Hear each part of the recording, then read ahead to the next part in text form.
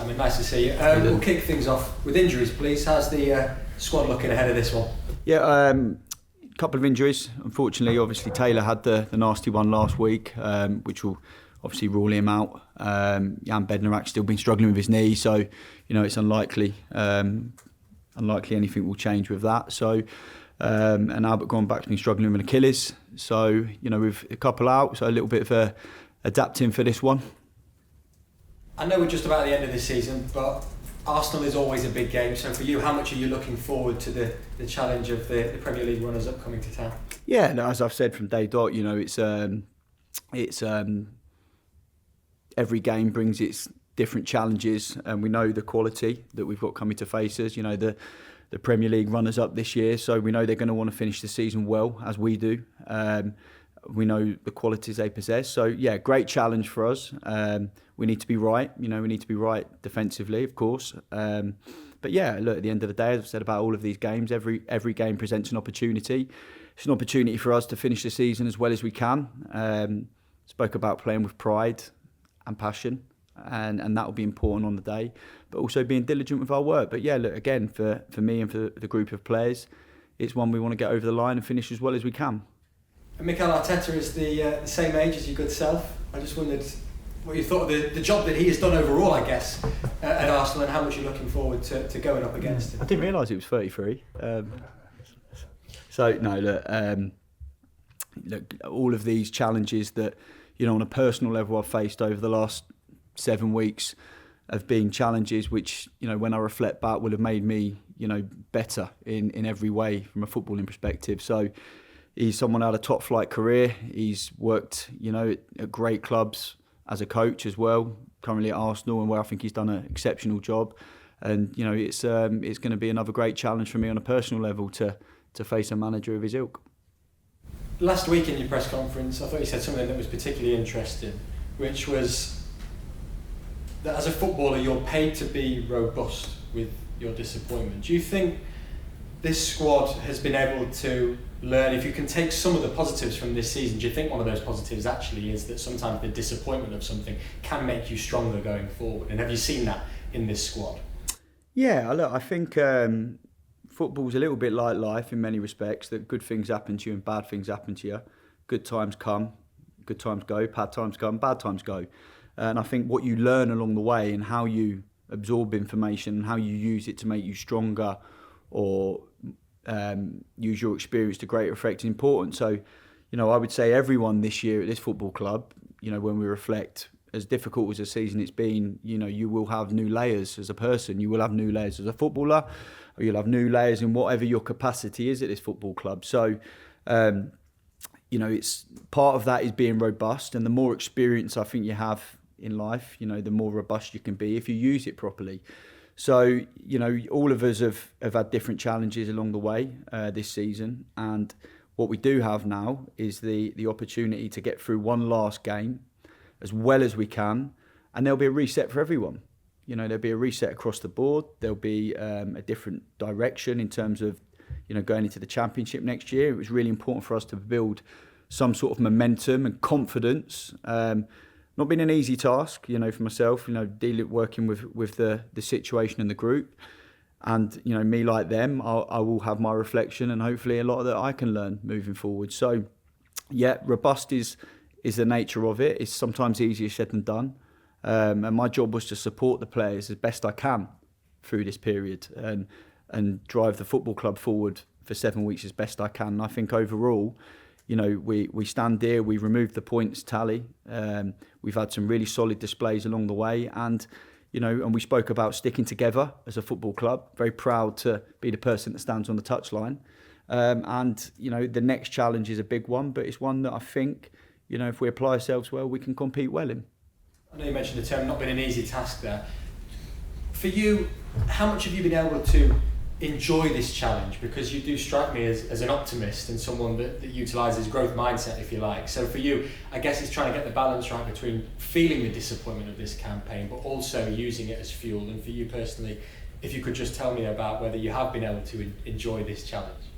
I have good mentors in the game, I wouldn't share names, and I think There's guys that have worked at the very, very top and continue to work at the very top. And one of the questions I ask them at times is, are you able to enjoy it? I think the truth is, and I can speak for myself, it's the pressure at times that comes with the role, the constant need for results. I think enjoyment can be quite momentary. I certainly enjoyed the atmosphere in the stadium at the end against Manchester City. I enjoyed the clean sheet against one of the greatest managers in football. Loved that. Large parts of the games, where, the Villa game, the first half, you're enjoying it, and then all of a sudden you're 3-0 down and you're not enjoying it. The build up to lots of these games. So I'm not sure enjoyment's the right word. I think it's more, I think it's about a professional satisfaction. But, ultimately, I think you're always moving straight on to the next thing. So you win a game and you're thinking about the next thing. The 11 that started and done really well, maybe there's 9 or 10 that are really disappointed in the background. You've got to lift them. If someone thinks it's a great performance and they like the way you're playing, and someone thinks they don't like the way you're playing, it's poor. So really, you've got all these external things going on as well, which you've got to stay really clear-headed around and stay somewhere in the middle and stay very present and be clear on how you move it forwards. And so the enjoyment bits around the edges of that. I mean, maybe someone else will say they absolutely love every single moment of it. For me, it's about being professional, and if I know I'm doing my best in a job and I'm looking at the situation, I'm being authentic and I'm being honest as I can with people and players, and I can look in the mirror and go, I'm doing my best. That's probably the bit that, if you look back, whether that's enjoyment or not, but it's making sure that I can look back in the mirror and go, I'm doing my very best and being the best version of me and leading the club forward as best as I can. So less about enjoyment and more about making sure that I'm comfortable in my own skin when I ask myself them questions.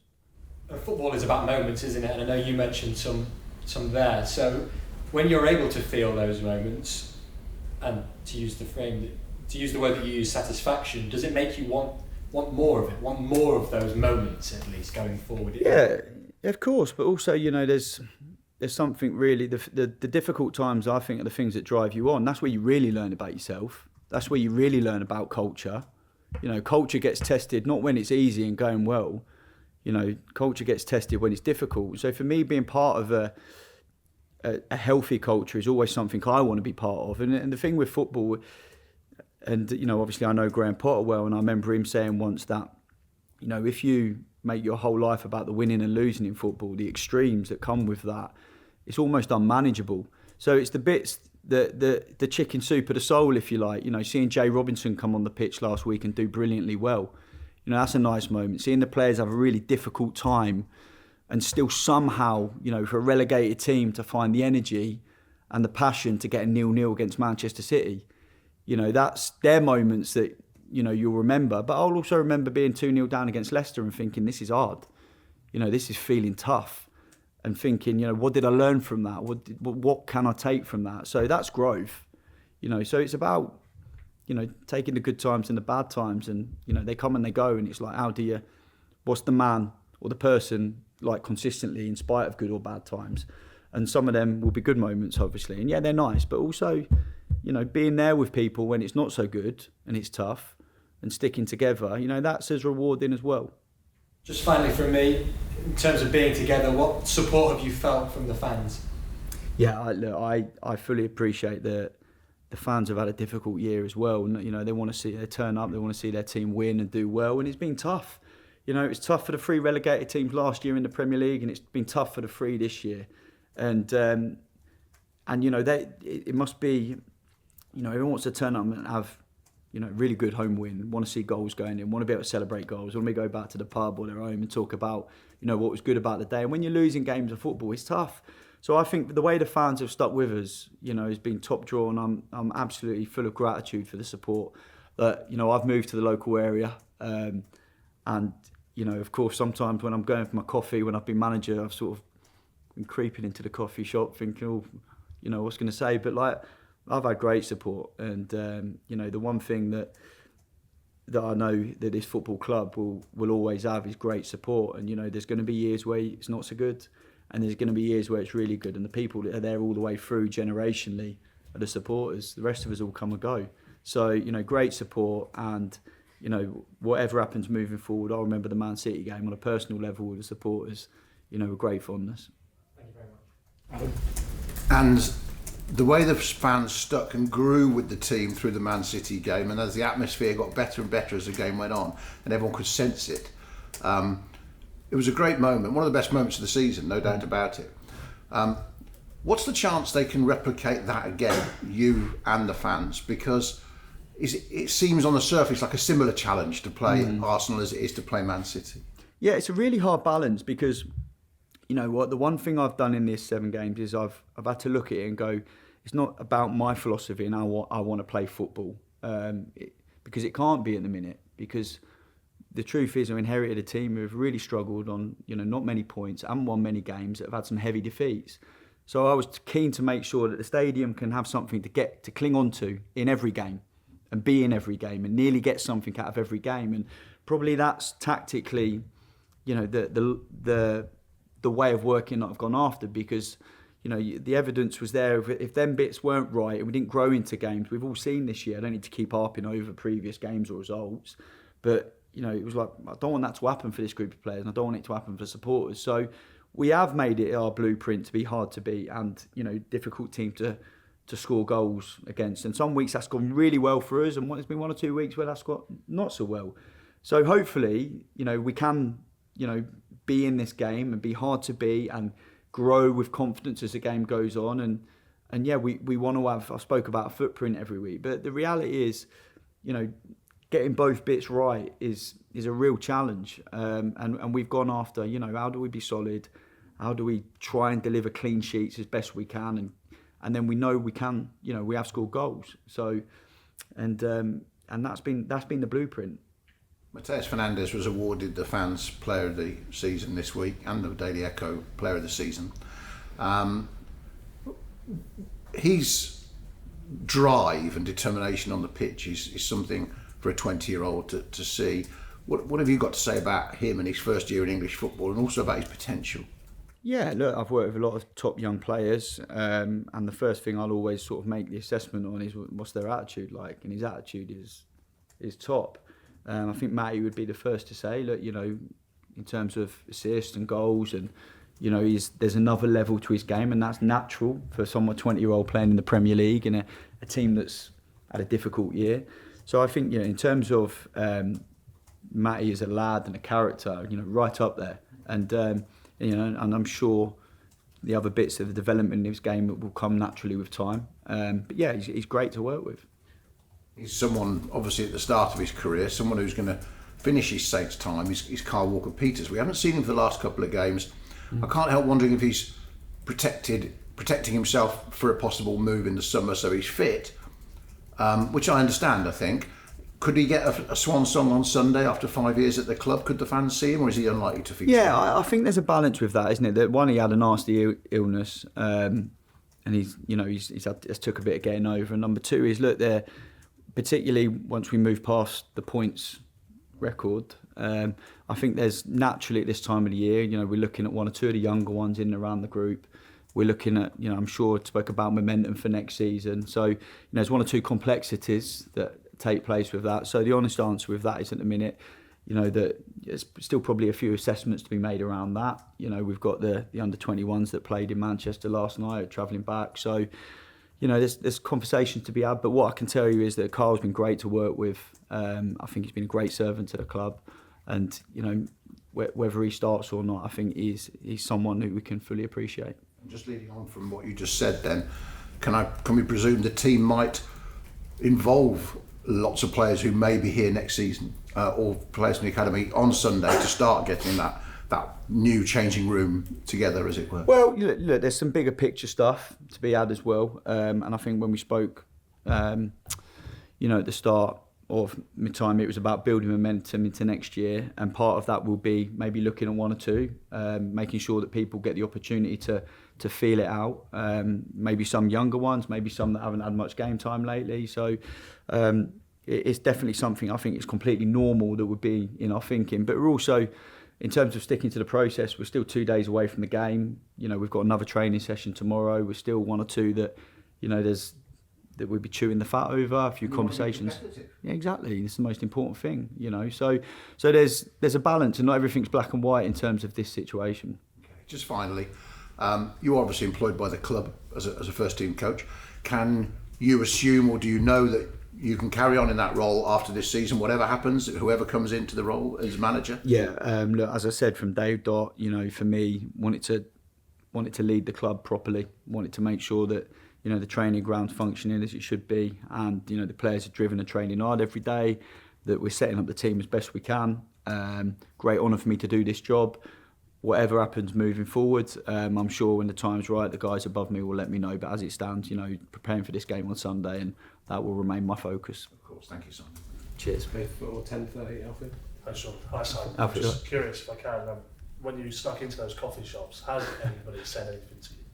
Yeah, no. Listen, it's I've had nothing but, you know, warm support, and I think people aren't stupid, are they? They understand that, you know, I've gone from, you know, floating in terms of maybe the 21s at the start of the season to all of a sudden being thrust into the, you know, a team relegated the earliest in Premier League history. Am I right in saying that? With 7 games to go, with some fierce opposition and a points record that everyone's desperate to get rid of. So, you know, I think people realise it's been a hard job for me in many respects. But so the support and the conversations I've had locally have been nothing but warm and inquisitive, and just wishing me good luck. You know, it's probably changed some of my walks around the town centre in terms of, you know, but they've been positive ones. People stopping me, asking for a chat, how am I finding it? You know, good luck at the weekend, good luck Saturday, good luck Sunday. That's nice, you know, and it's a good reminder. You know, I think it's nice when you live in and around I live not far away from the stadium, so you get to feel, didn't you? I feel the city. I feel like how important the football club is to the city. And if you live further out, you perhaps don't really get that feel. So it's nice for me to have that feel, and it's nice for me to have them conversations. And as I've said from the start, football's, you know, when people can't have opinions, that's when it's probably you're in an unhealthy place. But I've had nothing but, you know, honest, warm chats along the way. West Ham equaliser was obviously brilliant. Yeah. City clean sheet you spoke about was brilliant. Yeah. You've had equally difficult days. You mentioned Leicester, the first half at Everton. We're at the end now. Ultimately, you've achieved 2 points. You've got past the points record. You know, was that the brief? Are you satisfied with what's been done? Yeah, you know, the brief for me was to maintain very high standards at the football club. I think we've done that through good communication. Make sure that we're really competitive in every one of these games as best we can.